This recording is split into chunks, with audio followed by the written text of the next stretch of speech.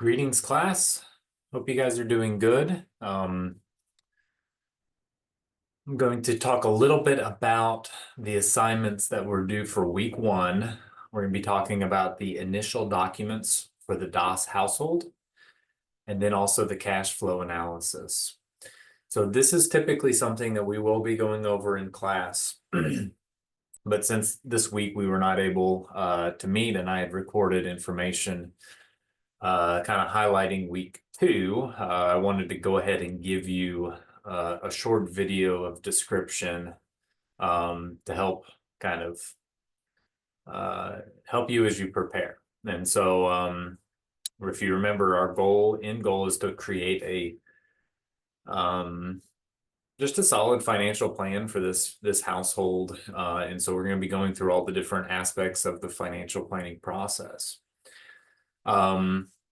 And so this first kind of assignment is information gathering and then starting to put together the simple analysis of those numbers. And so the first thing we're going to do is talk a little bit about, I'm going to share my screen and then we're going to talk a little bit about where we're at. And so I've got the DOS household pulled up. I'm going to make this bigger for us. And then I'm going to got a little note for our initial documents, and I've graded the initial documents, and I'm working through just to let you know, I'm working through the other ones, the cash flow analysis. And so here are some of the themes that we had seen whenever we're looking over the this household. When it comes to the engagement letter, I kind of graded it on the following, and if you can see, I tried to put in some good notes for you to make improvements. Okay. Is it personalized? I think that's really important for clients to know that this is something that's going to be tailored to their needs. And so a few things that I had noted in a few of your cases, does it really address the client planner relationship? This is something that I think is best put at the beginning of a client engagement letter, where we kind of highlight some overarching themes, the ways that we are going to be working with people. And it really goes a little bit to the ethos of what we do whenever we're trying to develop this planner relationship, in that we want to make sure that we are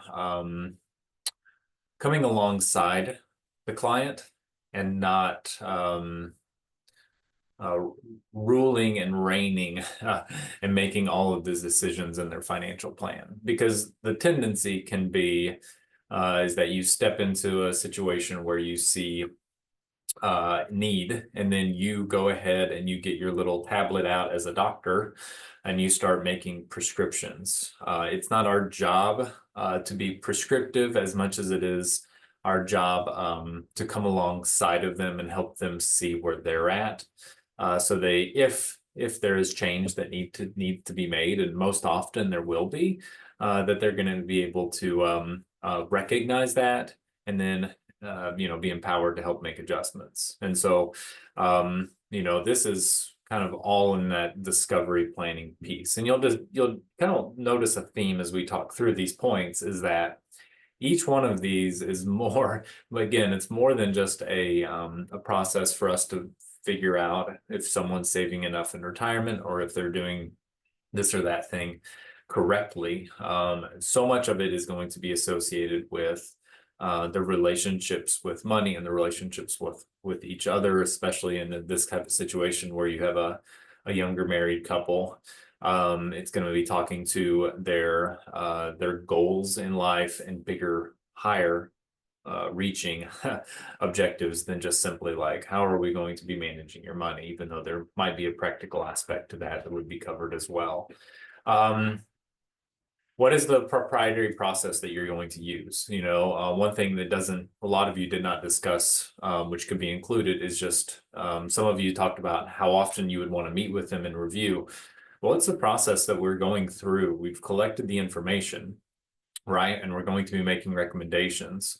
But what is this whole process? And so you need to discuss the practical aspects of fee, but then also go into detail describing your process, how you would want to work through with people. And so often that is a potential meeting where you gather the information that we've provided for you in the PDF, but then also a recommendation meeting, a discovery meeting, and then potentially a process that involves paperwork if you're going to be managing their funds, and then reviews. And so that's part of that measuring and monitoring, right? So again, as we go through this, you might be checking it with what you have done, right? Because while the first grade is there to help you guys see where your rough draft is and maybe make some adjustments, I've noted some of those. As you watch through this, you might think, I haven't discussed a fee schedule, right? So you might need to go back and add that for your final draft. And my recommendation is that that's something that's better to be done now, earlier, as opposed to waiting until week 7. At that point, then you're trying to compile basically 6 different things and putting them all into this final project. It might be easier to eat that elephant one bite at a time, 1 week at a time, right? And so I know you've got another assignment due this next week, and things are coming down the pipeline, and we're all busy and have other things going on as well. But it makes more sense to, if you can, to start maybe compiling that final polished, finished work in progress after you've gotten this note from this first assignment. Assumptions review. I think you need to first off talk about what an assumption is, and I put this note in a lot of people's assignment. But an assumption is kind of those assumed numbers that we need as we build out a plan, right? So you're going to be doing some investment analysis, tax analysis, retirement analysis. And so you need to have all of these things or many of these things in your assumptions. That's what an assumption is. It's a given number that we have to go ahead and assume to be able to build out your plan, right? So we need to know, like, hey, they're young. They probably don't have necessarily a hard, I know they put down retire in 35 years. When I meet with younger people in their 20s and 30s, they all assume they're going to retire at 50 or something, right? Like that's actually not very common, super rare, because once people get into their 50s, they've realized, wow, I had kids along the process and we moved 3 times along the process. And like, there have been other things meant that we didn't save as much as maybe we thought we would. Most people end up retiring in their 60s, right? Or mid 60s, sometime around then. But anyway, all that being said, we have to at least establish some type of goal. And so like the investment returns piece, inflation expectation, those are all hard numbers that we need. Those are assumptions.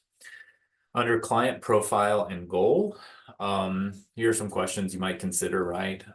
What are we looking at in terms of their money relationship level? What are their risk levels? I know they say they're comfortable with risk, but then there's also some other different variables to consider with that. And this case is really interesting. I've heard Dr. Annette talk on this situation. All of these cases that he has are built off of real situations. Of course, their names have changed and other details have changed to kind of go into it. But this is actually kind of a real situation, very unique probably, but a real situation that has taken place. And so you might read it and say, oh, I don't think that seems far-fetched, but it does. I think this is a real situation here. So have you individualized, personalized, and tailored the plan to fit your client's specific needs? Because they actually do have a lot of unique intricacies to their plan. And I will say this is where you have to put on your detective lens, right? Like take for instance, the concept of a CRUT, the Charitable Remainder Unit Trust. Very unique, specific niche product. Probably does fit their needs and where they were after she had received all this large payment in crypto, needed to find a way to kind of get out of that while holding down that tax obligation, while potentially maybe even offering income potential for their lifespans, which does have a long, they're young, so there's a lot of time span there to consider, while also being able to, go ahead and plan for way down the road when they actually give those funds away. And so, that was probably a good decision. Not that That's everything that's happened in the past when you're dealing with planning. You can't beat someone up or tell them they need to change it. But this was actually probably a good decision. But you need to go in and do a lot of like heavy research on what a CRUT does, how it works, how it fits, because it really plays in, especially when we get to that next section. Even the cash flow planning, we need to understand the roles that it's going to play in their plan moving forward, right? And so you can't just assume that you have all the information, right? You've probably only read maybe a few paragraphs on what that type of investment is. And so keep that in mind. All right. Financial planning, code of ethics, a lot of times the CFP principles, many people have specifically delineated those and give paragraphs to that. This is where you get the guided a little bit. If there's some principles in there that you want to talk more about or less about, that's okay. And then does the planner explicitly lay out the steps to the financial plan? And with that, do you acknowledge the role of the worldview in this planning process, right? A Christian, biblical, distinctively Christian perspective. And so finally, my last section here is the formatting cohesion, right? Does the start of a plan show this coming alongside of a client, this verbiage, not that like, hey, I'm going to make you get to this spot, but like, we are going to work together. We want to help you. We want to help shed light on your financial situation, give perspective when perspective is needed. That's the kind of thing that I really like, that we value in Christian financial planning, right? Is like being able to do it in a way where we are helping people become stewards, but we are not dictating this or dictating that. And so is it organized? Is it formatted? Tables and graphic organizers are going to be needed in a lot of different ways. And so I mentioned that in a lot of different the comments that I make. And then sometimes there are some students who have been, just a little bit too lengthy. I love the economy of words. As you work with people, you'll notice that you cannot make everything like a long disclaimer, right? There are going to be things where you need to, you only get so many words to describe this or describe that. And so you have to try to do your best to prioritize the most meaningful information, right? While also organizing the things that might be a little more lengthy and summarizing them, while also, I know everything is almost written in words here, but like, you would plan to meet this person physically and discuss these things. And so a lot of times what you need is just a hard-hitting bulleted point, while giving a little bit of description. You probably give more description in person if you had a chance to do that. Okay. All right, let's move on to the second part of this assignment. And again, this assignment's different because it's got two little pieces to it. Normally we'll just have one, but the second piece is the cash flow analysis. And so I really liked the plans where people had put all of these different ratio analyses into tables. Okay. And then, describe strong, weak, and then maybe a brief explanation of why. Again, the Doss family is very unique. They're in their mid-20s, yet they have this big store of money from a very, again, different type of situation, right? Like a lot of this had been earned from her making playing video games and making all this money off of what goes into a Bitcoin account. So anyway, that being said, notes here for this part, right? Don't include retirement accounts or CRUTs as part of a liquidity ratio, like your current ratio, your emergency funds ratio. Talking about this one, right? Like some people have said, well, they don't have an emergency save. They've got a large store of savings, right? $180,000. And I would argue that maybe what they need to do is just start doing a little mental accounting to be able to put things in right place. And so maybe a recommendation, one I haven't seen from too many people, would be taking some of that $180,000 that they have just sitting in their checking account, Well, honestly, what I would tell them to do today, if not today, then tomorrow, would be pay off your $15,000 in credit card debt. Why would you have $15,000 in credit card debt if you have all this money sitting in the bank savings? That doesn't make any sense why you'd be paying interest on that. Anyway, all that being said, the next thing you would want to do is maybe store away some of that into a higher interest yielding money market account, maybe an online savings account that actually can pay interest in our present environment. All right, like you can get 5%, 4%, 5% return on many accounts. And so you just want to put away, sock away, like you have said, many of you have said, 6 to 12 months worth of income or income need, I guess, expenses into an account like that. Okay. So they don't need all that money sitting in bank savings. But you know, their situation involves change. A lot of times people are prompted to come in and see you as a planner when something in their life has changed. So in their situation, they've kind of come to a realization that they have a complex financial situation. They've already done some of the legwork. I mean, they've established a CRUT. They have a little bit of money kind of starting to flow in the right directions for retirement and this and that. What they need is someone to come alongside to build that comprehensive financial plan where the tax planning, the retirement planning, the investment planning, and the estate planning can all flow into one place where they can, you know, with someone they can trust. Moving down into the balance sheet, net worth and income statements, right? Again, this should be rudimentary until you get to those unique pieces, but your assets include your bank savings, your investments, your property, your retirements, and then your liabilities are, of course, are those debts. If they have a mortgage, car loans, student loans, and things like that, their net worth is assets minus liabilities. They have a high net worth circumstance, but their income is relatively low, and they actually don't spend much, right?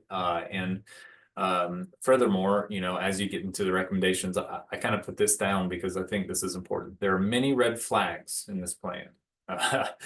And you need to note those, right? It's your goal to try to see, hey, listen, why is it that your expenses are so low? Is that realistic? Because in my mind, I think that would be the first thing I'd realize is they also have some credit card debt. But they also live in an expensive area of the world, and yet they say they only spend so much. I would check the validity of that. And then after that, you would, you know, maybe look at some other pieces, some things maybe that even aren't, you know, kind of written in between the lines, and that she is very much obviously into studying more about your finances, and he doesn't seem to care as much about that. So you need to get them on the same kind of place and order of prioritizing for that.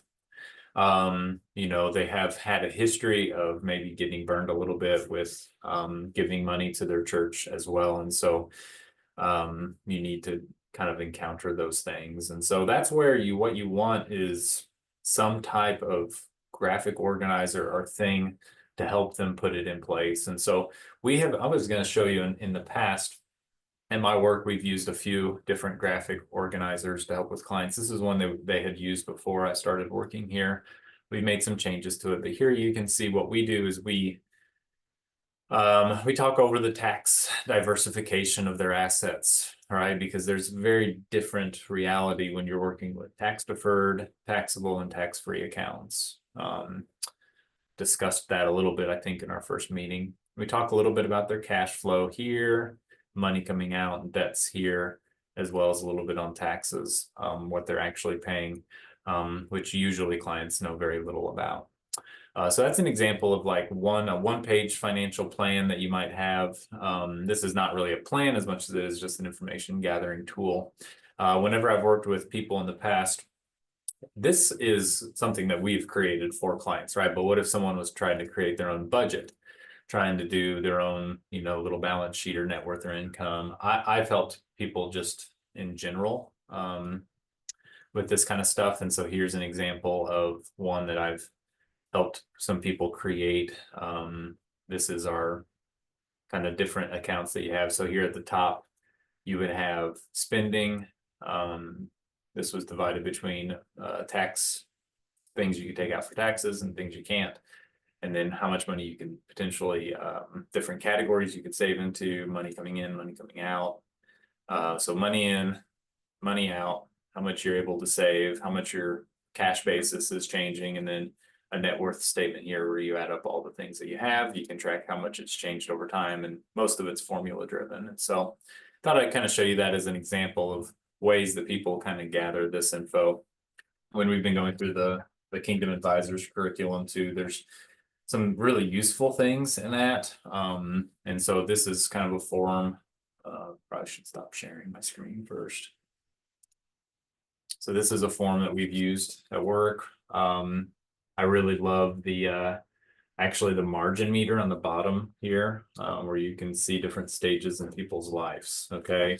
And so it goes from like struggling, not able to make ends meet, surviving, living paycheck to paycheck, stable, saving some with an emergency fund, secure, where you're actually able to save for goals, and then surplus where you have more than enough. And so being able to like help clients look at that and establish those where they're at in that process, right? Because a lot of times you start when you're young in the struggling category and you move up. Not always the case, probably not the case for the DOSes. And so then it has the live, give, grow, circle as well. And so helping clients work through these things by putting this information, into a kind of a practical tool to help them see where they're at. This is the 4 H's, where you have the heart, the habit, the health, and the hope. Try to see where you're at. And again, I love that it starts with the heart and the habit. And then it kind of, because what we're doing here is we're looking at the health kind of piece, right? Where are you now? And trying to kind of mark progress in terms of seeing where they're at, and then start to make those recommendations for them. That's one thing that, I'd hope that as you start looking at your recommendations, that they're actually going to be shifting and changing pretty drastically. Because once you get into the retirement planning or the tax planning this next week piece, right, like that, you're going to see there are some different changes once you dive a little bit deeper into each of the aspects of the plan. Going to be some changes for recommendations that you're going to be wanting to add to or grow. And so that recommendation list is going to be like a living document for you. And I'd say that's the most important piece driving the plan, because in the end, we want to make sure that we're giving clients not this giant laundry list of 150 things they have to do. We're not there to beat them up over past decisions. We're here to kind of, again, come alongside of them to make good, healthy moves. And this is going to be a process that takes years. And so when we make recommendations for people at the beginning of a relationship, we usually max out at three things that we need to do currently. Right. And what are the most important 3 things that you can do to start getting in the right groove, the right place where you need to be. So that's all I have for you for this meeting. And yeah, feel free again, reach out to me via email or text if you have questions, and we will see you soon, Monday evening at 7 p.m. Pacific time.